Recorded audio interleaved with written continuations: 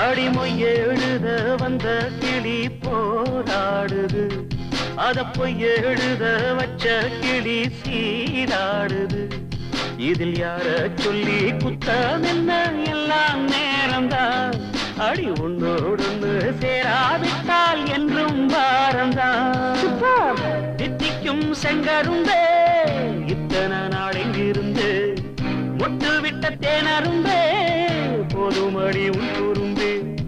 விட்ட கூரையோ தொட்ட கூரையோ இந்த உறவு என்ன முறையோ. ஒரு தோல கிளி சோடி தன்ன தேடுது தேடுது மான், அது திக்க விட்டு திசைய விட்டு நிக்குது நிக்குது முன்னே. இப்ப வருமோ எப்ப வருமோ, ஆசை பிறந்தா அப்ப வருமோ.